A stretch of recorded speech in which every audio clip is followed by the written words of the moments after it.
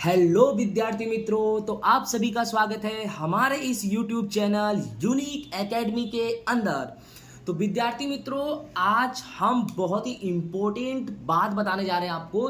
ध्यान से सुनना मेरी बात को कि कक्षा 12 के अंदर विषय नामा का मूल तत्व यानी अकाउंट सब्जेक्ट के अंदर जो बच्चों हमारा विभाग नंबर सी है वो कितने नंबर का आएगा? 12 नंबर का आएगा। कितने नंबर का आएगा? 12। और बच्चों मैं आपको विश्वास दिलाता हूं कि आपके इस विभाग सी में 12 में से 12 नंबर आएंगे। सिर्फ आप मेरी बातों को फॉलो करो, मैं जो वीडियो बना रहा हूं उसे ध्यान से देखो। 12 में से 12 नंबर आपके आएंगे। ओके, तो चलो देखते हैं कि 12 में से 12 नंबर कैसे आएंगे। 12 में से 12 नंबर कैसे आएंगे ये हम देखते हैं। ठीक है, तो ध्यान दो कि कुल 12 नंबर का विभाग है। हमारा जो विभाग नंबर सी है कितने नंबर का है? 12 नंबर का विभाग है। कितने नंबर का? 12। प्रत्येक प्रश्न के कितने नंबर है? 3 नंबर, यानी एक प्रश्न के 3 नंबर है। इस प्रकार तुम्हें कोई 4 प्रश्न करना होगा। कितने प्रश्न करने होंगे? 4। राइट, 4 करने होंगे, यानी 3 गुणे 4 बराबर कितने हो जाएंगे? 12 नंबर हो जाएंगे। तो आपको 12 में से 12 नंबर मिलेंगे। ध्यान से समझना, आपको 12 में से 12 मिलेंगे। कैसे मिलेंगे वो भी मैं आपको बता रहा हूं। देखो ध्यान से, अकाउंट में 2 किताब है, एक है भाग 1 और एक है भाग 2। तो जो विभाग सी, मैं किसका बात कर रहा हूं फिलहाल में? मैं बात अभी कर रहा हूं विभाग सी का। किसका बात कर रहा हूं? विभाग सी। तो ये जो भाग 1 है इसमें से पाठ 1 का 1 सवाल आएगा, पाठ 4 का 1 सवाल आएगा और पाठ 7 के 1 और 1 यानी 2 सवाल आएंगे। यानी कुल कितने प्रश्न हो गए? 4। यानी बच्चों अगर इन चारों प्रश्न को आप कर देते हो ना तो आपके 12 में से 12 आ जाएंगे। उसके बाद भी आपके पास ऑप्शन है, क्योंकि कुल 6 प्रश्न आएंगे और 6 में से करना कितना है? 4। तो भाग 2 का जो डिबेंचर वाला पार्ट है ना उसमें से 2 प्रश्न आएंगे, एक यानी 2। एक सवाल होगा और एक थियरी होगी। तो आपको सवाल करने की कोई आवश्यकता नहीं है, आप थियरी कर सकते हो। लेकिन कब ऐसा करोगे? जब इन चारों में से किसी एक को आपको छोड़ना हो तब। लेकिन बच्चों मैं आपको बता रहा हूं कि इन चारों में से आप किसी को छोड़ना ही मत। मालूम है क्यों? क्योंकि पार्ट नंबर 1 का जो 1 सवाल आएगा, आपको पता है कि पार्ट नंबर 1 में कुल 11 सवाल है। कितने सवाल है? 11। स्वाध्याय उदाहरण दोनों। आप स्वाध्याय कर लो तो उदाहरण हो गया, या आप उदाहरण कर लो तो स्वाध्याय हो गया। तो 11 सवाल में से 1 सवाल तो करना है, और मुझे विश्वास है आपको 11 के 11 सवाल अच्छे से आते होंगे। फिर बेटा दूसरा नंबर जो पार्ट 4 का है 1 सवाल। ओके बेटा, तो पार्ट 4 का जो 1 सवाल है वो लाभ का अनुपात और त्याग का अनुपात आता है और वो आपको अच्छे से आता है, तो ये भी नहीं छोड़ोगे। तो बेटा आपके तो 2 प्रश्न हो गए। फिर बेटा एक चीज को ध्यान रखना कि जो चैप्टर नंबर 7 है, पार्ट 7 साझेदारी पेड़ी का विसर्जन, इसमें से 2 सवाल आएंगे। कितने सवाल आएंगे? 2। अब वो 2 सवाल क्या हो सकते हैं? ध्यान से देखो, या तो थियरी हो सकता है, या तो वो सवाल हो सकता है, या तो वो रोजनामचा हो सकता है। क्या हो सकता है? रोजनामचा। या तो वो बेटा सही गलत हो सकता है। इसके अलावा कुछ होगा ही नहीं। पार्ट नंबर 7 में से जो भी आएगा या तो थियरी होगा, या तो सवाल, या तो रोजनामचा, या तो सही गलत। अब इसमें मैं आपको बताऊं, जो सवाल है ना पूरे किताब में एक ही सवाल है, अमर और अकबर वाला। तो सवाल को अच्छे से सीख लो, ठीक है? तो वो तो आपको आ ही जाएगा, यानी सवाल आएगा तो पक्का करोगे। और सही गलत आएगा तो गिन चुन के 15 सही गलत हैं, 15 सही गलत पढ़ लिए, आपके बोर्ड में कुछ भी आएंगे सही गलत आप कर सकते हो। यानी इन दोनों में आपको टेंशन नहीं है। तो रोजनामचा आएगा, और आपको रोजनामचा भी आसान है। रोजनामचा के स्टेप याद होंगे, बहुत ही आसान रोजनामचा बोर्ड की परीक्षा में आएगा। ठीक है, आप रोजनामचा कर सकते हो। और ये थियरी है तो गिने चुने गाला के 6 पेपर में जो भी थियरी दिया है उसी थियरी में से बोर्ड में थियरी पूछा जाएगा, बट आपको याद भी होना चाहिए। तो मैं तो आपको क्या बोलूंगा भाई कि जो भाग 1 है ना, यही 4 प्रश्न करना। मैं जो आपको विभाग सी का वीडियो बनाने जा रहा हूं ना, उसमें मैंने इन्हीं 4 प्रश्न को फोकस किया है। हाँ, इन 4 के अलावा ये जो पार्ट नंबर 2 का एक सवाल, पार्ट नंबर 2 का एक थियरी है ना, तो मैंने सवाल नहीं किया, एक भी पेपर में सवाल नहीं किया, जानबूझ के नहीं किया, क्योंकि उसको आप बोर्ड में अटेम्प्ट नहीं करोगे। हाँ, लेकिन उस पार्ट की थियरी कर दिया, यानी 6 पेपर में 6 थियरी आएंगे और 6 थियरी में से एक थियरी पक्का बोर्ड की परीक्षा में आएगा, पक्का बोर्ड की परीक्षा में आएगा। तो अगर आपको इन 4 में से किसी एक को छोड़ना हो तो उसके जगह पे पार्ट नंबर 2 का भाग 2 अकाउंट का थियरी कर सकते हो। तो आपको ये मेरा वीडियो काफी अच्छा लगा होगा, क्योंकि स्पेशली मैंने बताया है विभाग नंबर सी का काफी नॉलेज दिया है, जिससे आपको ये नॉलेज प्राप्त हो गया है और आप 12 में से 12 नंबर लाने का हर एक तरह से संभव प्रयास करो और आपके 12 में से 12 आएंगे। ओके, तो विद्यार्थी मित्रों, चलो हम गाला असाइनमेंट 2025 विषय नामा का मूल तत्व अर्थात अकाउंट सब्जेक्ट का विभाग नंबर सी सॉल्व करने जा रहे हैं, जो 12 में से 12 आपको लाना है। ठीक है, तो विभाग नंबर सी बेटा हम पेपर नंबर 1 का सोल्व करने जा रहे हैं। याद रखना, हमें कितने प्रश्न करने हैं? 4 करने हैं। कितने करने हैं हमें? 4। लेकिन मैं आपको हर पेपर में 5 कराऊंगा। मैंने आपको बोला कि ऑप्शन में जो आगे एक थियरी डिबेंचर वाला भी मैं चला दे रहा हूं, सवाल नहीं कराऊंगा क्योंकि वो आप सवाल नहीं करोगे। उसके अलावा आपको जब आसान मिले, यार देखो आपको अच्छे नंबर लाने, ठीक है, ऐसा नहीं कि आपको मैं वो सवाल नहीं चला रहा हूं तो आप बोलोगे नहीं चला। अरे आपको 12 में से 12 नंबर तो दिलवा रहा हूं ना, ऐसा है। करो नहीं करो दोनों का मतलब एक ही हुआ। अब वो बेफालतू क्यों करोगे डिबेंचर वाला? डिबेंचर वाले से अच्छा तो तुम्हें पार्ट नंबर 7 में ऑप्शन मिल गया। और अगर डिबेंचर वाला सवाल अगर करने का ही सोच रहे हो तो उसके ऑप्शन में जो थियरी है, थियरी करो ना भाई, उसमें पूरे में से पूरे नंबर मिल जाएंगे। ठीक है, चलो चालू करते हैं। विभाग नंबर सी, क्वेश्चन नंबर हमारा 31 है। कौन सा क्वेश्चन है? 31। 31वां क्वेश्चन क्या है देखो सब लोग। ध्रुवा, दर्शी और प्रांशी 5:3:2 के प्रमाण में लाभ हानि बांटने वाले साझेदार हैं। ठीक है, ध्रुवा, दर्शी और प्रांशी 5:3:2 के प्रमाण में लाभ हानि बांटने वाले साझेदार हैं। वर्ष के अंत में हिसाब तैयार करने के बाद मालूम पड़ा कि आहरण पर ब्याज गिनना रह गया है। सबसे पहले प्रमाण कितना है? 5:3:2। और वर्ष के अंत में हिसाब तैयार करने के बाद मालूम पड़ा कि आहरण पर ब्याज गिनना रह गया। ये सवाल की पहचान है, मैं अंडरलाइन कर दे रहा हूं। सवाल की पहचान, आहरण पर ब्याज गिनना रह गया है, ये सवाल की पहचान है। बोलो सवाल की पहचान क्या है? आहरण पर ब्याज गिनना रह गया है। और आहरण पर ब्याज भी दिया गया है 2000, 1600, 1200। अब भूल सुधार की प्रविष्टि यानी रोजनामचा लिखना है। ठीक है, चलो चालू करें। तो याद रखना सवाल की पहचान क्या है बच्चों? आहरण पर ब्याज गिनना रह गया है। आहरण पर ब्याज गिनना रह गया है। तो चलो हम सवाल कैसे करेंगे, ध्यान से समझना। ठीक है, ये रहा आपका सवाल। अब ध्यान से समझना सवाल को अच्छे से। सबसे पहले कोष्टक कैसे बनाएंगे हम? विवरण। क्या बनाएंगे?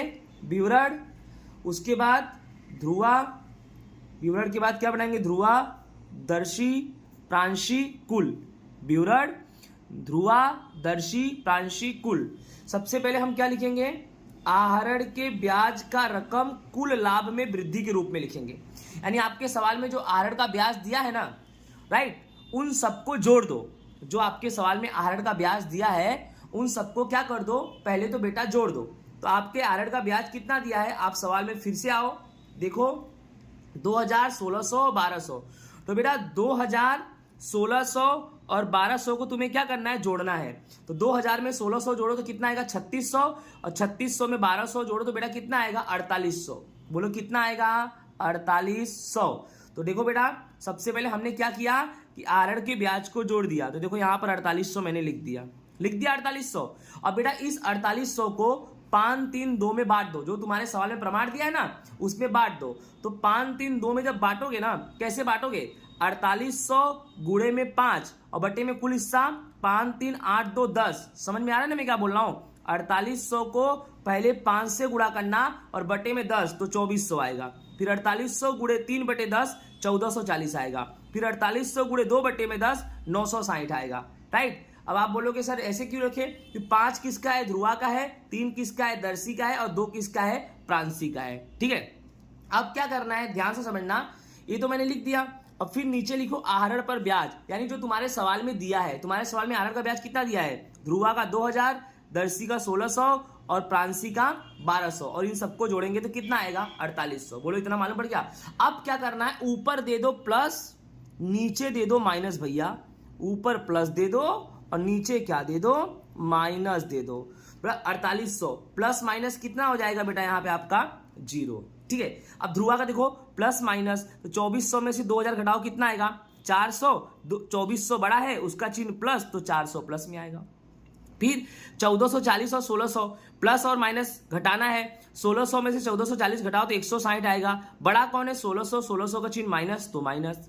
फिर 1200 में से 960 घटा दो 240 आएगा। बड़ा कौन है 1200, उसका चिन्ह माइनस है तो यहाँ भी माइनस, तो देखो यहाँ माइनस लिख दिया। बोलो मालूम पड़ा कि नहीं मालूम पड़ा।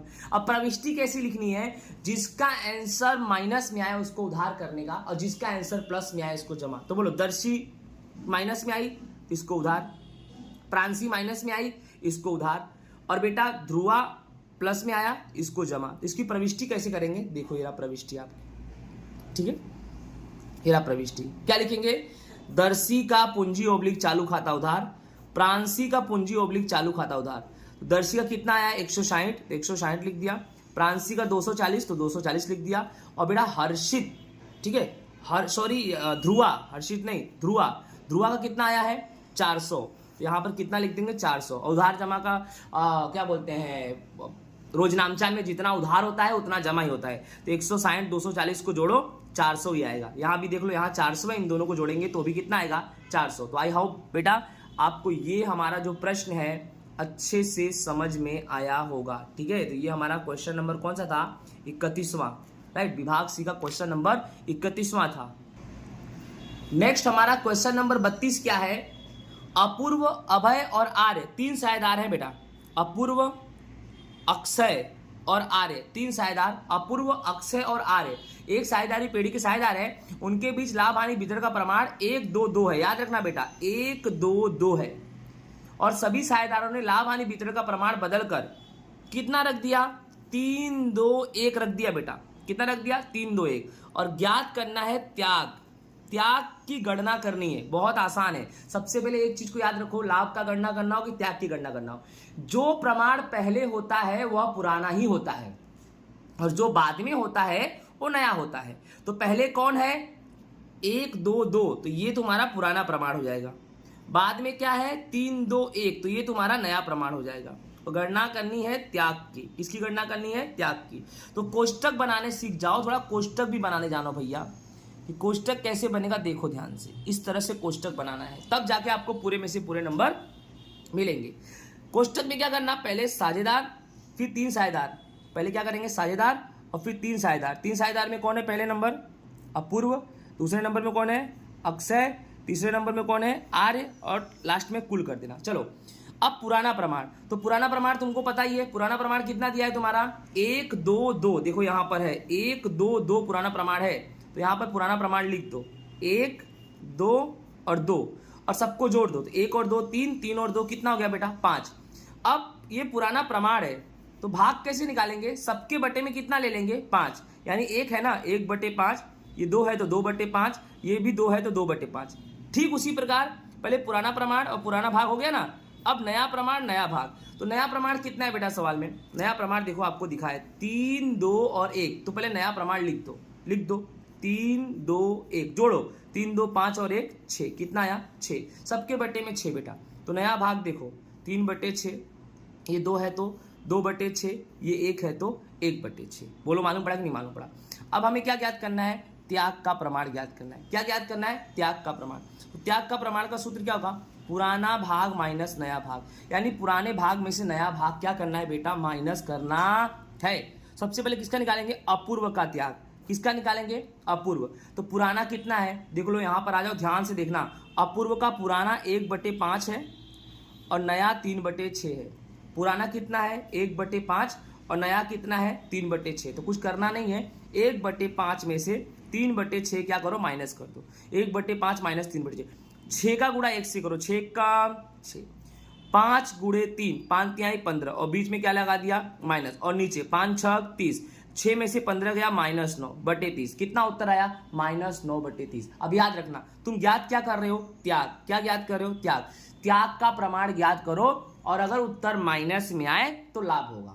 याद रखना, त्याग में उत्तर माइनस में आए तो लाभ, तो माइनस में है तो क्या हुआ लाभ, राइट। और प्लस में आए तो उल्टा क्या होगा त्याग। अब देखो किसका निकालो, अक्षय का।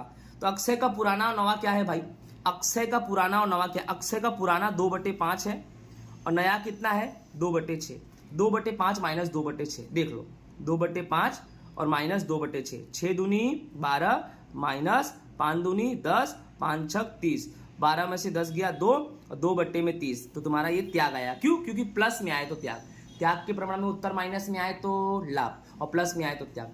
ठीक इसी प्रकार किसका निकालेंगे, आर्य का। तो आर्य का पुराना नवा देख लो, आर्य का पुराना 2/5 है और नया कितना है 1/6। तो बेटा 2/5 1/6, ठीक है। 6 दूनी, ओके, यहाँ मैंने डायरेक्टली कर दिया। अब इसको अच्छे से करो, 6 दूनी कितना होगा 12। तो देखो इसमें कैसा है कि मैंने इसको सोल्व नहीं किया, डायरेक्ट आंसर लिख दिया। सोल्व कैसे करेंगे, 6 दूनी 12 माइनस 5 एकम 5 बटे में 5 6 30। अब बेटा 12 में से 5 गया 7 बटे में 30, उत्तर प्लस में आया तो क्या होगा, ये तुम्हारा त्याग होगा। क्या होगा, त्याग। तो आई होप आपको क्वेश्चन नंबर 32 अच्छे से समझ में आया होगा। ओके, नेक्स्ट बच्चों हमारा क्वेश्चन नंबर 33 क्या है, साझेदारी पेढ़ी का विसर्जन करने के लिए अदालत किन संजोगों में, किन परिस्थितियों में आदेश दे सकती है। यानी जो अदालत है वो साझेदारी पेढ़ी के विसर्जन में ऐसी कौन सी परिस्थितियां हैं जिसमें आदेश दे सकती है कि पेढ़ी का क्या हो जाए विसर्जन। तो बेटा बहुत निम्नलिखित परिस्थितियां हैं, ध्यान से देखना, आईएमपी है। निम्नलिखित परिस्थितियों में पहला नंबर परिस्थिति क्या है, कोई साझेदार अस्थिर दिमाग का हो। भाई धंधे में अगर कोई साझेदार अस्थिर दिमाग का अर्थात पागल हो, ठीक है, तो ऐसे साझेदार को धंधे में रखना उचित नहीं होता। तो ऐसे समय पे अदालत क्या कर सकती है, अदालत क्या कर सकती है भाई, अदालत आदेश दे सकती है कि ऐसे साझेदार को निकाल दो। ठीक है, यानी कहने का मतलब साझेदारी पेढ़ी का विसर्जन तो करना ही है। अब साझेदार अस्थिर दिमाग के हो जाएंगे तो धंधा कैसे चलेगा। ठीक है, दूसरा, कोई साझेदार पेढ़ी में अपना कर्तव्य निभाने में क्या हो, असमर्थ हो, अर्थात जो साझेदार है वह पेढ़ी में अपने कर्तव्य को नहीं निभा रहे हैं। कोई साझेदार हो कि सभी साझेदार हो, ठीक है, तो धंधा तो बंद करना ही पड़ेगा। ठीक है, कोई साझेदार व्यवसाय के नीति नियमों को बार बार भंग करे, अर्थात जो साझेदार लोग हैं वो व्यवसाय के नीति नियमों को भंग करे तो भी अदालत आदेश दे सकती है। ठीक है, विसर्जन का। फिर किसी साझेदार के कारण पेढ़ी को लगातार हानि हो, अर्थात किसी साझेदार के कारण या बहुत सारे साझेदार के कारण अर्थात पेढ़ी को बार बार हानि हो रही हो, ऐसे समय में पेढ़ी का विसर्जन अदालत कर सकती है। लास्ट, जब खुद अदालत को ऐसा लगे कि ये पेढ़ी का विसर्जन करना ही पड़ेगा, अर्थात शायद उस पेढ़ी से पर्यावरण को नुकसान हो रहा हो, उस पेढ़ी से मानव जाति को नुकसान हो रहा है, अर्थात कुछ भी ऐसे नुकसान जो किसी के हित में ना आ रहा हो, तो ऐसे समय पे भी अदालत उस पेढ़ी का विसर्जन करने का आदेश दे सकती है। तो ठीक है, आपको अच्छे से ये याद करना है, ये थियरी है, राइट ना। नेक्स्ट बच्चों हमारा क्वेश्चन नंबर 34 है। ठीक है, अभी मैंने पार्ट 7 का थियरी बताया, आसान था, याद भी हो गया होगा आपको अच्छे से अगर देखा होगा तो आपने। अब 34वां नंबर क्या है कि निम्नलिखित व्यवहारों पर से पेढ़ी के विसर्जन के संयोगों में होने वाली प्रविष्टि लिखो। अरे भाई हमें रोजनामचा लिखना है। क्या लिखना है, रोजनामचा। तो हम रोजनामचा लिखेंगे। रोजनामचा लिखने से पहले हमें रोजनामचा बनाना पड़ेगा। देखो रोजनामचा आपके सामने है। रोजनामचा कैसे बनता है, तारीख, विवरण, खाता पृष्ठ, उधार रुपया और जमा रुपया। ठीक है, चलो हमें रोजनामचा लिखना है बेटा। बहुत आईएमपी है, परीक्षा में रोजनामचा तो पक्का ही आएगा भाई, 100% आएगा, 100% आएगा यार। चलो पहला नंबर क्या है कि पेढ़ी का विसर्जन खर्च कितना हुआ, 10,000 हुआ। अरे भाई जब पेढ़ी का विसर्जन खर्च हुआ है तो चुकाना तो पड़ेगा ना। तो चुकाने से रोकड़ क्या होती है बेटा, जाती है, जाए तो जमा, तो रोकड़ जमा, और ये पार्ट नंबर 7 है। तो कौन सा खाता उधार होगा, वसूली खाता। देख लो एकदम आसानी से, पहला नंबर देख लो, वसूली खाता उधार कर दो और रोकड़ ओब्लिक बैंक खाता जमा कर दो, क्योंकि विसर्जन खर्च चुकाओगे तो रोकड़ जाएगी। तो 10,000 उधार और 10,000 जमा। ओके, चलो पहला आपको समझ में आया होगा। दूसरा क्या है कि भूतकाल के अपलिखित डूबत ऋण के 12,000 में से 8,000 वापस मिल गए, यानी 12,000 डूब गया था जिसमें से 8,000 वापस मिला। तो वापस मिला तो रोकड़ क्या हुई बताओ, आई कि गई? वापस मिल रहा है भाई तो आएगी। अब रोकड़ आए तो उधार, इसके पहले वाले में जा रही थी और यहां रोकड़ आ रही है, आए तो उधार, यानी रोकड़ ओब्लिक बैंक खाता उधार कर देने का और वसूली खाता जमा कर देने का। देखो दूसरा नंबर, देख लो आप लोग, रोकड़ ओब्लिक बैंक खाता उधार और वसूली खाता जमा। 8,000 और 8,000। आप बोलोगे सर 12 क्यों नहीं लिखा? अरे भाई 12,000 तो डूबा हुआ था, मिला कितना? 8,000 मिला, तो 8 को ही लिखेंगे ना यार। चलो आगे देखते हैं। तीसरा, एक पेढ़ी की बही में ख्याति दर्शाई नहीं गई है, कोई बात नहीं, परंतु विसर्जन के समय उसकी बिक्री के 40,000 मिले। लो भाई फिर से 40,000 रुपया मिला, तो मिला तो रोकड़ आएगी, और बेटा आए तो उधार, तो रोकड़ ओब्लिक बैंक उधार और वसूली खाता जमा। अब चेक कर लो तीसरा नंबर, देख लो, रोकड़ ओब्लिक बैंक खाता उधार और वसूली खाता जमा 40,000 और 40,000। तो ये बेटा आपका रोजनामचा मैंने आपको अच्छे से बता दिया। आई होप आपको समझ में आ गया होगा। नेक्स्ट लास्ट क्वेश्चन है 36वां। मैं 5 ही सवाल कराऊंगा, 6 नहीं कराऊंगा, क्योंकि 4 करना ही है, तो 5 करा रहा, तो 5 में से 4 तो आराम से कर ही लोगे, ठीक है। पार्ट नंबर 2 का है कि शेयर और डिबेंचर के बीच अंतर, ठीक है। यानी पार्ट नंबर 2 का, भाग 2 का पार्ट नंबर 2 के 2 सवाल आएंगे, एक सवाल और एक थियरी। तो थियरी कर देना, लेकिन मैं बोलता हूं उसको भी करने की जरूरत नहीं हो, तो जो 4 सवाल मैंने बताए भाग 1 का वो कर देना। चलो, शेयर और डिबेंचर के बीच अंतर जानते हैं हम। क्या है भाई शेयर और डिबेंचर के बीच अंतर? ध्यान समझना, एकदम अच्छी भाषा में लिखा है। शेयर क्या है? सबसे पहले शेयर यह कंपनी की निजी पूंजी है, अर्थात जो भी कंपनी है उसकी जो खुद की पूंजी होती है ना, उसे शेयर कहते हैं। अर्थात शेयर दूसरे लोगों की पूंजी नहीं है, शेयर खुद की कंपनी की पूंजी होती है। और डिबेंचर में उल्टा, यह कंपनी की उधार पूंजी है, क्योंकि डिबेंचर में कंपनी सामने वालों से जो पैसा उधार लेता है वह डिबेंचर वाली पूंजी है, और शेयर तो कंपनी की खुद की अपनी पूंजी होती है। ओके, नेक्स्ट, इसमें शेयर धारकों को डिविडेंड प्राप्त होता है। अर्थात बेटा शेयर में जो शेयर धारक होते हैं उन्हें डिविडेंड प्राप्त होता है। डिविडेंड का मतलब ये हुआ कि कंपनी को जो भी लाभ प्राप्त होता है, कंपनी पहले ही टर्म्स कंडीशन के अकॉर्डिंग बता देती है कि मेरे को लाभ होगा तो मैं कंपनी शेयर धारकों को इतना % डिविडेंड दूंगा। पहले से ये चीज फाइनल होता है कि कंपनी को इतना लाभ होगा तो कंपनी शेयर धारकों को इतना % डिविडेंड, यानी लाभ में से रकम देती है। कंपनी शेयर धारकों को अपने लाभ में से जो रकम देती है फायदा होने पे, वह डिविडेंड कहलाता है। तो बोलो, शेयर धारकों को कंपनी क्या देती है? डिविडेंड। लेकिन डिबेंचर में उल्टा है, डिबेंचर धारकों को कंपनी डिविडेंड नहीं ब्याज देती है। क्या देती है? ब्याज। जितना कंपनी फायदा होगा उसके अनुसार जो भी ब्याज की दर निश्चित होगी वो ब्याज देगी। ठीक है, समझ में आ गया होगा कि नहीं आया? अच्छे से आया होगा, मुझे पक्का विश्वास है। ठीक है, आगे देखो। शेयर धारक कंपनी के सदस्य होते हैं, अर्थात जो भी शेयर धारक होते हैं वे सब कंपनी के सदस्य होते हैं, कंपनी के नीति नियमों में अपना मंतव्य रख सकते हैं। बट डिबेंचर धारक कंपनी के सदस्य नहीं होते बेटा। लास्ट नंबर है कि शेयर धारकों को वोट देने का अधिकार होता है, अर्थात कंपनी के कोई भी नीति नियमों में चेंजेस हो रहा हो, वो चेंजेस के लिए कंपनी वोटिंग करवाना चाहती हो तो शेयर धारक ऐसे समय पे वोट देने का हक रखते हैं, और उसका उल्टा डिबेंचर धारकों को वोट देने का कोई भी अधिकार नहीं होता है बच्चों। तो इसी के साथ हमारा गाला असाइनमेंट कक्षा नंबर 12 विषय नामा का मूल तत्व पेपर नंबर 1 का विभाग सी अच्छे से पूरा होता है।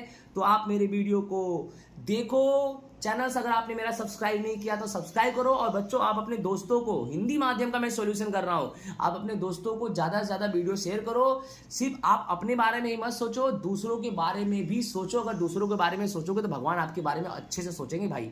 इसलिए सभी को ये वीडियो शेयर करो, हिंदी माध्यम के विद्यार्थियों को, जिससे सब इस वीडियो को देखें और अकाउंट में अच्छे से अच्छे नंबर इस साल लाए। ओके, धन्यवाद, राधे राधे।